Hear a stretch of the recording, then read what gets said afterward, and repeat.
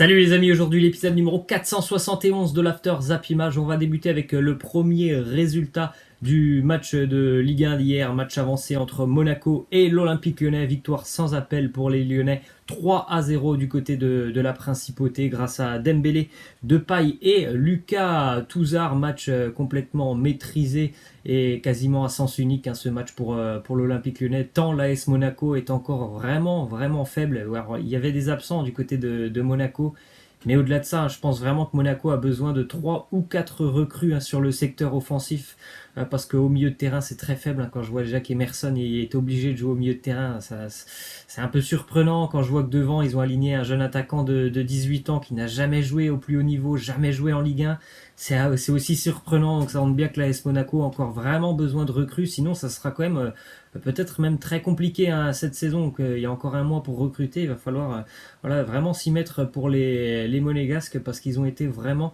en grande difficulté face à Lyon. Ils ont été réduits à 10 d'ailleurs, après l'expulsion de Fabregas, peut-être un peu sévère cette expulsion, mais au-delà de ça, franchement, l'AS Monaco n'a pas montré un très joli visage. Ensuite, une info justement sur l'AS Monaco, petite statistique sur les 4 dernières saisons de Ligue 1, l'ASM est l'équipe qui a à chaque fois encaissé l'un des premiers buts de la saison. Donc 3 fois sur 4, c'est Monaco qui a encaissé le premier but de la saison défensivement.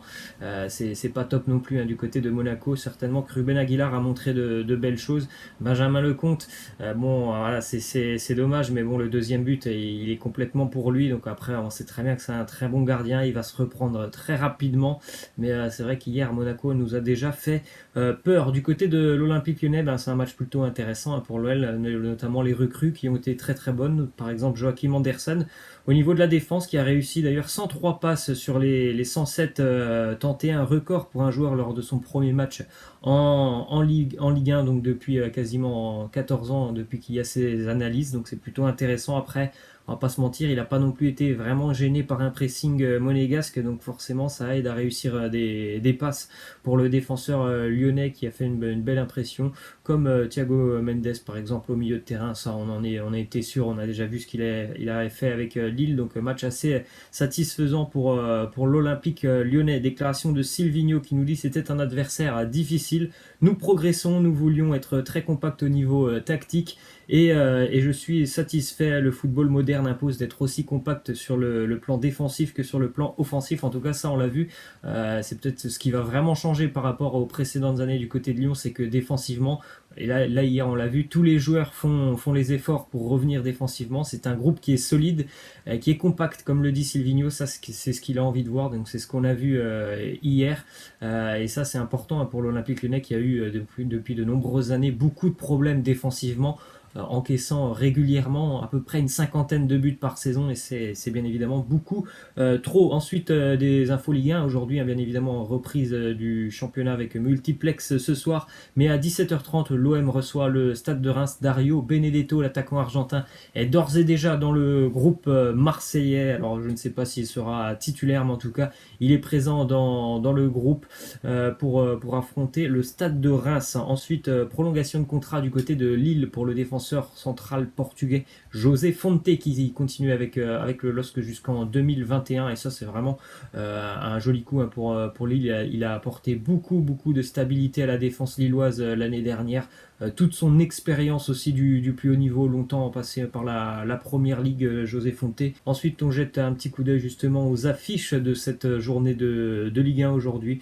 Donc on en a parlé de l'Olympique de Marseille, et ce soir à 20h il y aura 5 matchs. Donc Angers reçoit Bordeaux, Nice reçoit Amiens, Montpellier reçoit Rennes, Dijon, Saint-Etienne et Brest-Toulouse. La journée se poursuivra demain avec un joli Lille-Nantes, Strasbourg-Metz aussi pour un petit derby, et le Paris Saint-Germain entrera en lice demain à 21h face au Nîmes Olympique. D'ailleurs, le Paris Saint-Germain, on en parle un petit peu, puisque Neymar aurait visiblement pris la décision de ne plus vouloir porter le maillot parisien. Il sera vraisemblablement absent demain contre Nîmes. Bon, déjà, il n'a pas eu beaucoup de préparation, Neymar, on l'a toujours pas vu sous le maillot parisien. Donc ce serait quand même vraiment surprenant de le voir aligné demain face à Nîmes. Mais au-delà de ça, visiblement, lui, ce qu'il veut, c'est tout simplement, on le sait tous, c'est quitter le Paris Saint-Germain pour rejoindre le Barça. Après, oui, le Real Madrid est une piste, mais lui, dans sa tête, dans son envie, bien évidemment, c'est de rejoindre le Barça. Donc, il n'y a toujours pas eu d'accord. Il n'y a rien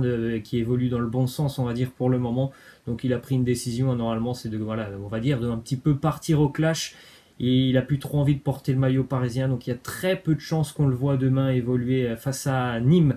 Neymar, ensuite une petite info par rapport au plus beau but de la Ligue des Champions de l'année dernière, sans doute le plus beau but, c'est vrai qu'il était magnifique ce but, c'est celui de Lionel Messi face à Liverpool. Le coup franc sur le match aller, le coup franc je crois du 3-0 il me semble pour le Barça. Avant la remontada, il était tout simplement magnifique ce but de Lionel Messi. On jette un petit coup d'œil maintenant au calendrier de la Première Ligue, puisque la Ligue 1 reprend ce week-end, mais il y a aussi la Première Ligue. Cet après-midi, dès 13h30, pour ceux qui ont RMC d'ailleurs, Manchester City va se déplacer du côté de West Ham. On peut noter aussi le match cet après-midi entre Tottenham et Aston Villa, match assez intéressant. Demain, il y aura aussi Leicester, Wolverhampton, Newcastle, Arsenal et une très jolie affiche aussi pour une première journée. Manchester United recevra Chelsea. Ensuite, on continue donc avec le match d'ouverture de la Première Ligue. C'était hier.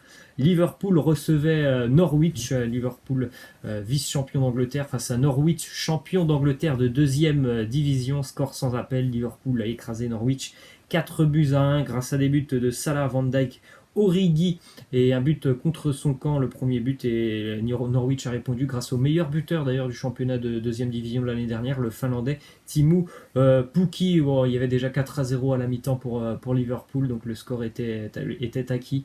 On a vu le même Liverpool, simplement peut-être qu'il y a eu peut-être un peu plus de problèmes défensifs. Norwich a eu beaucoup d'occasions.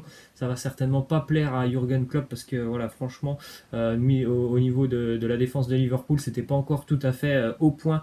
D'ailleurs, petit point noir sur le match des Reds. Alisson Becker est sorti sur blessure.